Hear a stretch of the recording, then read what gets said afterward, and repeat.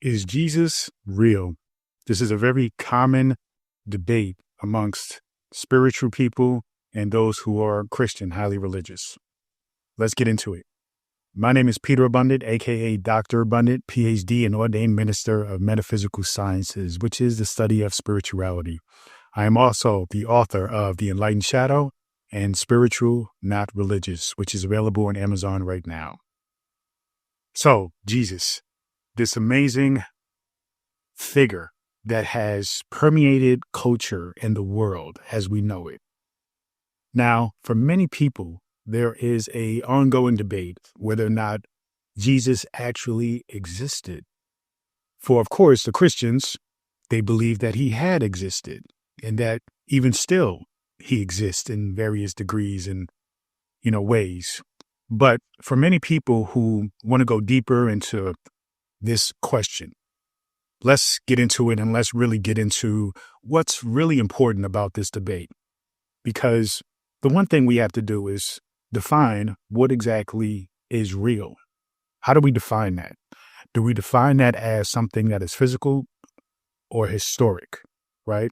Because there are many things that we experience in our lives that are of absolute value and actually give joy and essence and meaning to our lives without it being, quote unquote, real, without it being, quote unquote, physical. Think about things like love, peace, right?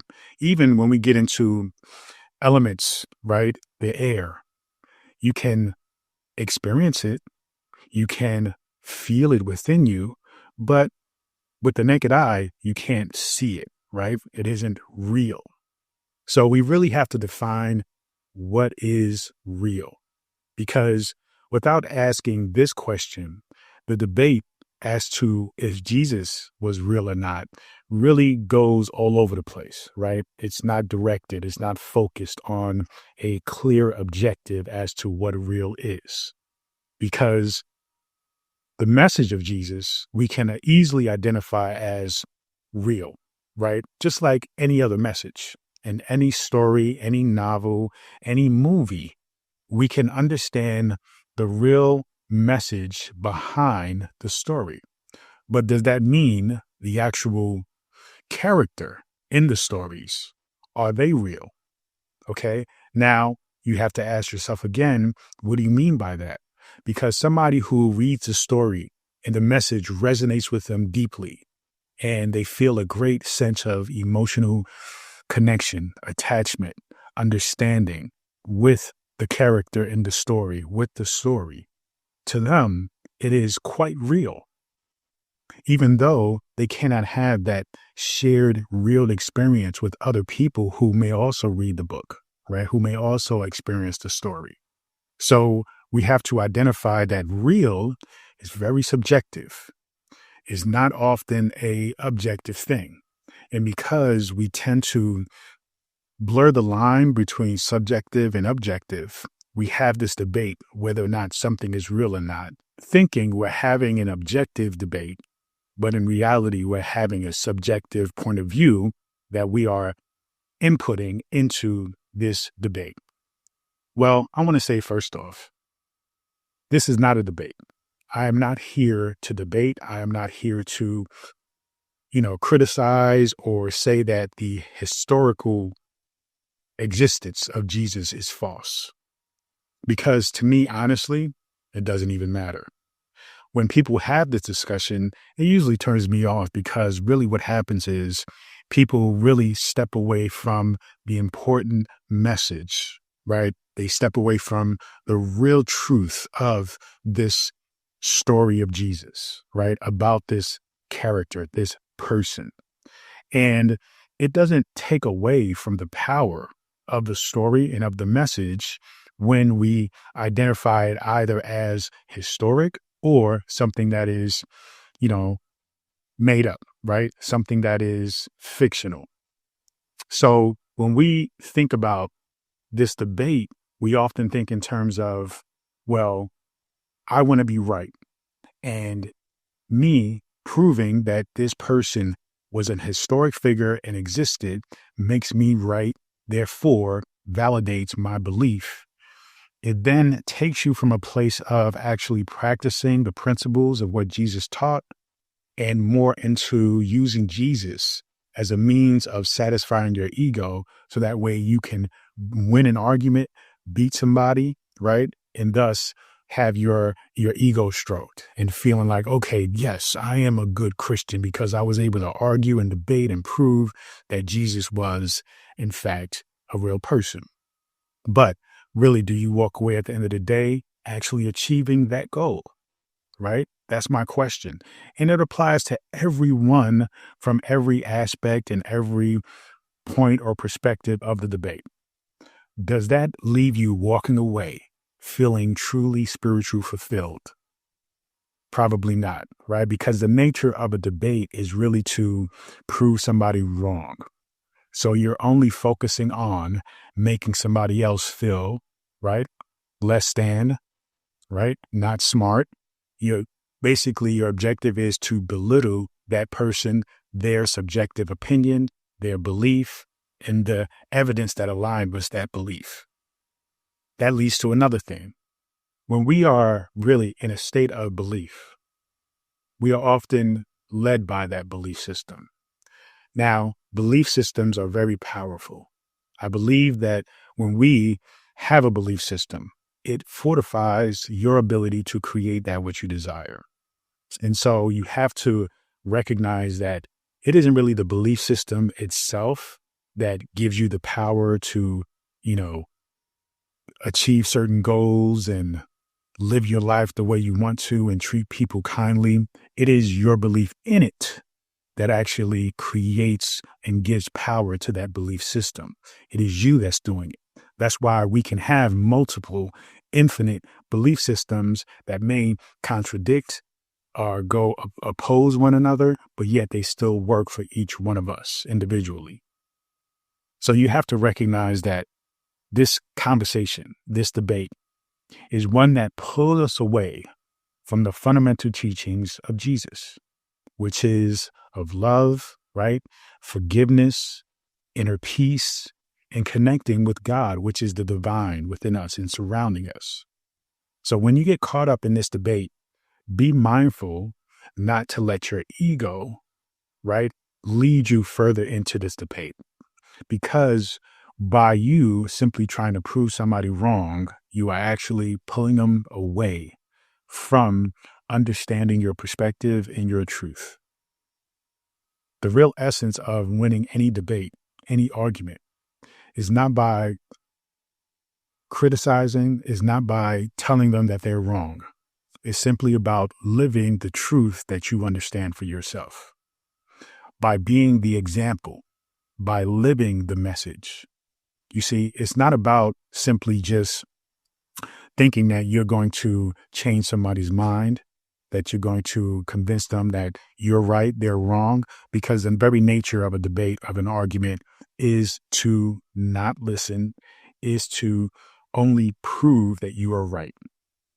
Therefore, it is not set up for a actual conversation based on understanding.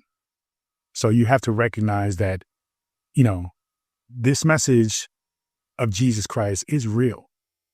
Whether or not he really existed historically, well, you can dive deep into that for yourself.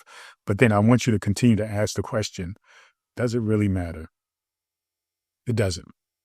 It doesn't matter at all. The wisdom, being, owning, right, embodying that Christ-like image, that Christ-like idea, that essence, right? That is the real message. That is what is truly real. Because whether or not Jesus existed or not, it really has no true impact on your life. It doesn't change your life. But when you embody the essence, the persona, the qualities, the principles of Jesus, just like any other religious avatar, right? When you embody that, that is where you make an impact. That is where you actually make a difference in your life.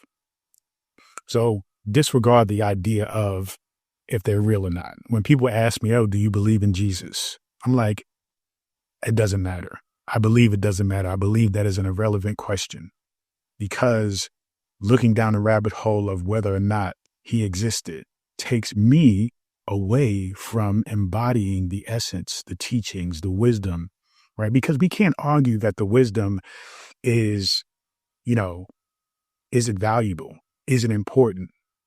We can't argue that the wisdom isn't something that is going to positively impact your life.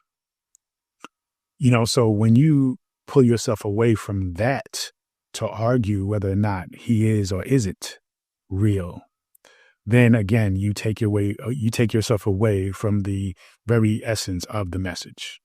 This is a big problem with, books, sacred texts, is that we get so caught up in the characters that we fail to recognize the main character in your story, which is yourself. You have to understand this and every other sacred text that you read, that you experience, that you hear about is based upon the main character, you, the most important person in the entire universe, you. So when you take that information and recognize that these stories are essentially about you, then it is truly irrelevant if anybody else in these stories existed, because in reality, they exist within you. So that's the true debate that one can have. Is Jesus, is Muhammad, is Buddha, are they real within you? When you recognize that they are, then you begin to have a deeper connection with who they are by being who you are. You see? So it's really about living the message, not just simply believing in the message. It's about understanding you are the Christ, right? You are the prophet, okay? You are the infinite expression of God. You are the divine, okay? So don't make it a conversation about a character that isn't yourself.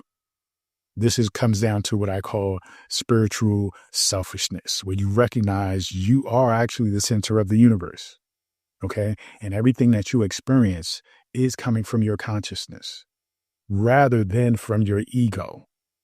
When you're coming from your ego, then you are distracted. Then you are, your process is interrupted by conversations and debates such as this, whether or not Jesus is real or not, whether or not the devil is real, okay? Even whether or not God is real, okay? When you understand that it is your consciousness, it is your actual perspective that defines what's real and not. And then you go down this understanding of recognizing that when you decide something is real for you, still it is coming from your own perspective. So you are creating that.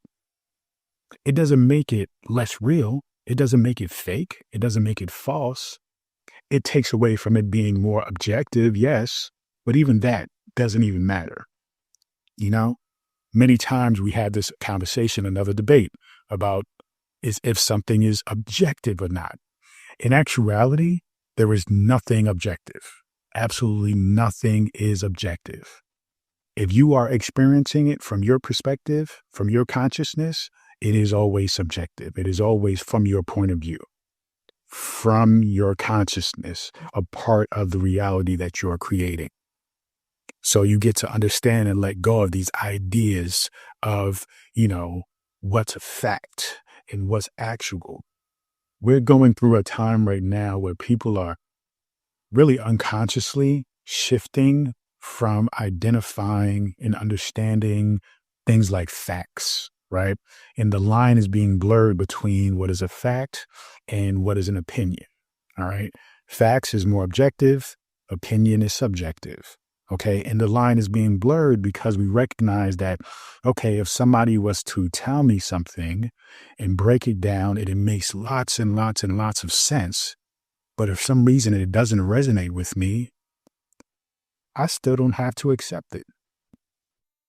Okay. Now, that is okay as long as I don't project that out to other people and judge other people for not accepting my reality.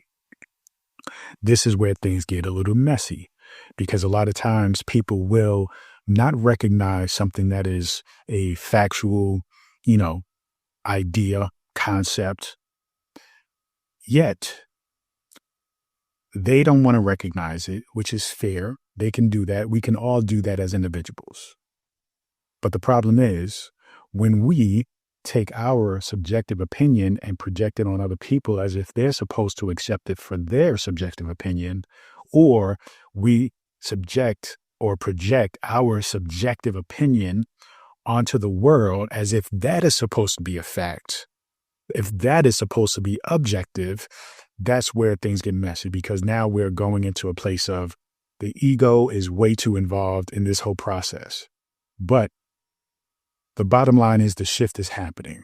This is why these lines are being blurred. This is why disinformation and things like, people calling things false news is happening.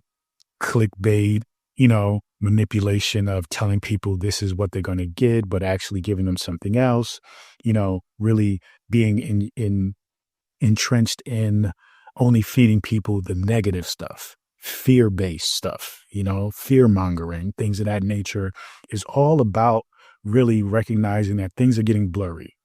Okay.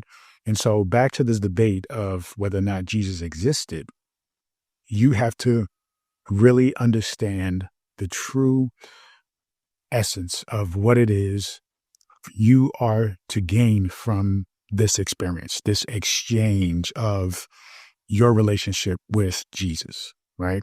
And then really sit and think about it, really sit and contemplate it, really sit and look at it for yourself. And, whether you read the Bible or not, ask yourself questions, don't debate, but really inquire, wonder, ask yourself the questions, give yourself the answers, contemplate, reflect upon it. Understand that whatever answers you come to, that should be good enough for you. As long as you get, again, the message behind these teachings, whether it be Jesus Christ or any other religious figure and avatar, recognize that it is the message, that this is all a reflection of you. This is all a reflection of the potential for you to actually be in align with your higher self. That's all there is. So back to the ultimate question, is Jesus real? Who cares? You are real. You are here having this experience. So own the experience. Recognize where you are in the experience. Recognize where you were in the experience. Recognize the growth of your experience. But understand that you are real. And therefore, you can take from the story of Jesus, you can take from the persona, the character, the person of Jesus, however you choose to identify Jesus, you can take that and still gain the knowledge and insight that's going to help you evolve into your true self, into your higher self. Thank you so much. Feel free to go to drabundant.com, subscribe to my daily newsletter, and get access to this free ebook, The Power Within. Continue to join me on this journey. Peace and abundance always.